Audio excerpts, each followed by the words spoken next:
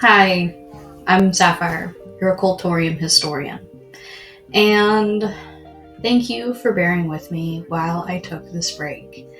I know we're in December, and I don't think I posted a single thing in November aside from a few updates, and I really appreciate those who have reached out to me and expressed their condolences.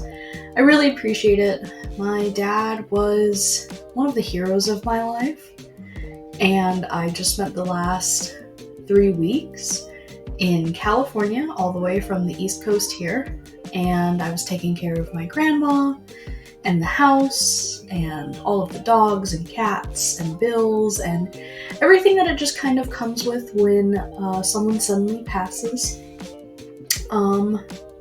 It took a lot out of me, I'm not gonna lie. I think I slept in a recliner for the past 3 weeks. My back feels it. So that bed behind me, I will never complain about it for the rest of my life. So for those of you who know, that's what I've been dealing with in my personal life. I have an 8-year-old son now, and I got home right before Thanksgiving, and I'm very thankful that my flights went very smooth, and I had no problems at any of the airports, thank goodness, and I'm very thankful to be home and to be making a video for you guys. Ignore the mess in the back, my suitcase is back there. I just literally have not had the energy to unpack yet with the holidays. I hope everyone has had a wonderful holiday, wonderful Thanksgiving. I hope we're going into the winter season refreshed, energized from all of this family time. And I am pretty excited to be giving you all some new information, some videos. I've had some ideas cooking in the back of my head, and we have our first sponsor! More on that to come. Link in the description below. Support your girl. Make it to where I don't have to work. I just want to make content for you guys. Anyways, this is Occultorium Historian. Let's get into it.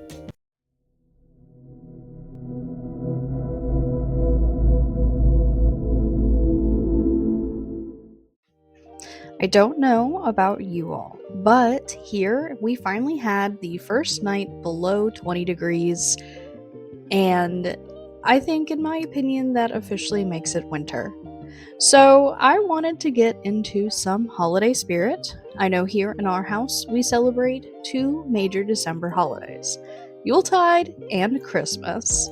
I couldn't give it up with my son. He loves the presents too much. We love Santa. It's just been a bit of a classic in my house since even before I was born. But we brought on the winter solstice and the celebration of Yuletide on top of Christmas, and honestly, it really makes it a lot more fun and festive around here. As the nights grow longer and the winter chill sets in, Victorians believed that the world of the living was closer than usual to that of the world of the spirits. The holiday season wasn't just about carols and wreaths and Christmas pageants, it was a time alive with superstitions, ghostly tales, and rituals meant to guide the spirits home, or in some cases, help push the spirits away. Within Victorian English literature, we have the very notorious and personally favorite of mine, that of Ebenezer Scrooge and his story, where the three spirits of Christmas come to visit him before the holiday to kind of impose a warning on him. Victorian England was often remembered for its very strict social etiquette and industrial progress of the time. But alongside the gas lamps and the top hats, there was a very big fascination with the supernatural. That moved over here to the United States big time, especially in the 1830s to 1890s.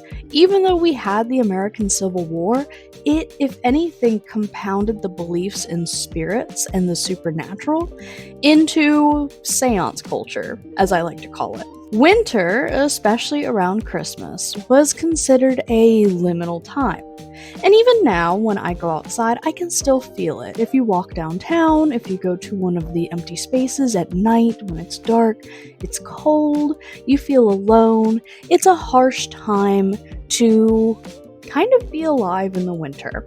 Especially back then, you had to hunt for your own food, you had to make your own clothes, you really had to survive, and in the wintertime, it was awfully harsh and you'd find yourself more or less spooked by the bumps in the night. So, with that said, what did Victorians do to liven up the Christmas holiday and not just sit around the campfire scared all night? Well, there were a bunch of parlor games that they would play, stories that they would tell, and lots of drinks to be had. In this context, folklore really thrived. Local legends, mysterious sightings, and even holiday games that carried layers of meaning told us what Victorians feared, cherished, or even just outright imagined. One of the more unusual traditions, and a personal favorite of mine, is that of the Christmas spider legend. Yes, arachnophobes, pause the video now. We are going to talk about Christmas spiders. Families would leave spider webs on Christmas trees, or in some cases, even keep spiders in their home, as a symbol of luck and prosperity. Think of that dream catcher that you have above your bed. It's supposed to capture the good luck, right? Well, that's what these spider webs were supposed to do. The story goes, a poor widow or a struggling family would find the webs magically transformed into silver or gold overnight. It's a small, strange example of how folklore intersected with everyday domestic life of the time. Another personally favorite example of mine that we even do in our own home is that of the Yule log ghosts. Now, the Yule log is a log that would traditionally be burned in the fireplace, and it would be scented with cinnamon, cardamom, nutmeg, anything that would make the room smell fragrant and festive. Traditionally, that's what it was. Nowadays, you see a lot of cakes that represent the Yule log. They're log-shaped cakes. They're decorated to look like branches or sticks. Yule log would be lit in the fireplace to bring warmth and light throughout the long winter nights, and it would be continuously burned throughout winter. Victorians believed it could also unfortunately attract wandering spirits, benevolent and mischievous.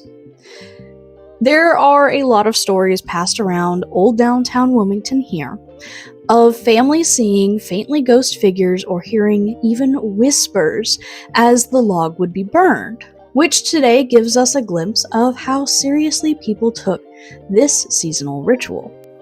Wait 1 minute. Before we keep going, I need to talk about something very important today.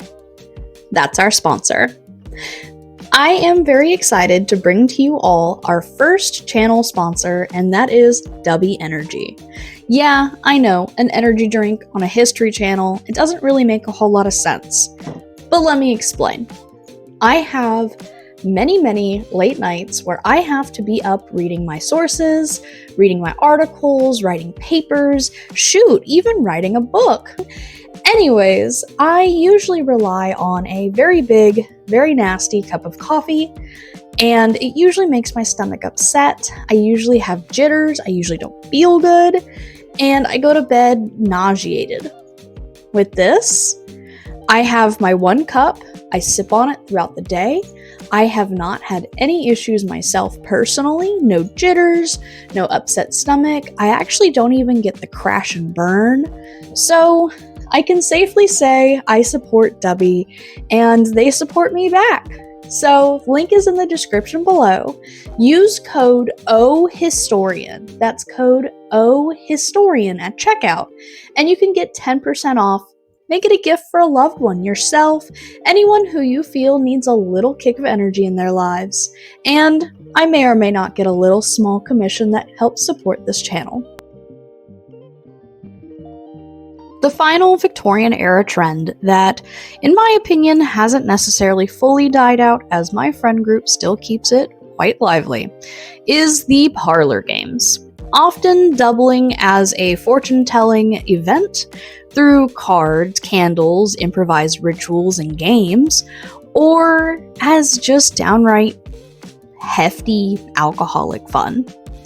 This would be the time where predictions of love, wealth, and even death could be coming in this time. These games weren't just fun, they were an intersection of how spiritualism affected everyday social activities and cultural storytelling, and it captures the imagination of both children and adults alike, even to this day. So you might be asking, Sapphire, why does this even matter? I just want to put my garland up, light my candles, and open up presents. Bear with me here. This matters. So, beyond the spooky charm, they reveal a society negotiating with uncertainty.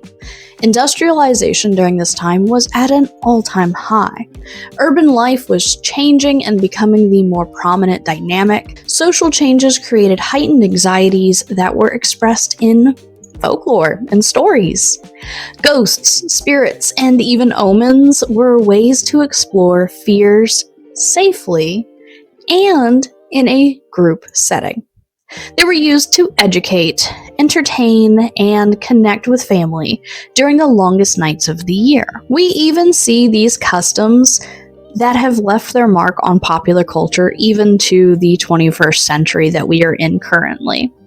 Think of, like I said earlier, Charles Dickens's ghost stories, Victorian newspapers filled with strange sightings and seasonal omens, and even the industry of ghost hunting itself right now becomes the most prevalent and popular in the winter months. This blending of folklore and history kind of shows us the past wasn't just dates and events, it's living within imagination, it shaped the world and people and how they saw that, and even the stories that they told to this day. Do me a favor, this holiday season, tell a ghost story. Do some spooky, kooky little fortune telling. Read your cards or your horoscopes for the first time, and be sure to hit that like and subscribe. I'm Sapphire, your Cultorium historian, and happy holidays! See you next time. Stay curious.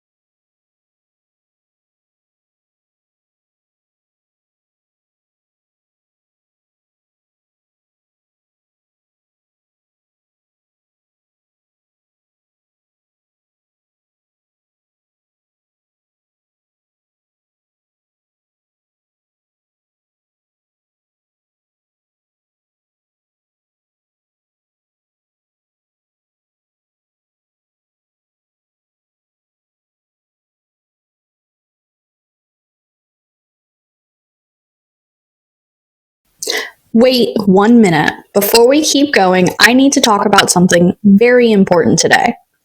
That's our sponsor. I am very excited to bring to you all our first channel sponsor, and that is Dubby Energy.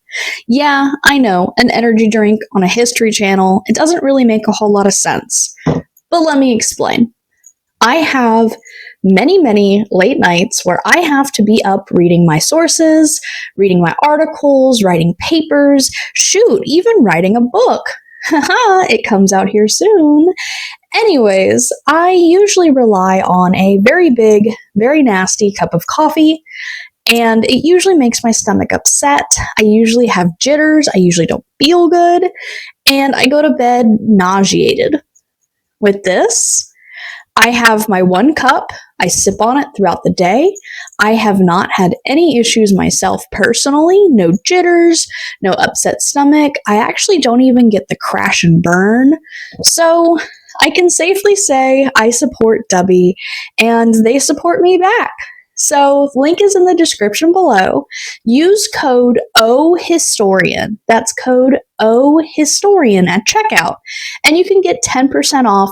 Make it a gift for a loved one, yourself, anyone who you feel needs a little kick of energy in their lives. And I may or may not get a little small commission that helps support this channel. Thank you very much. Catch you guys later.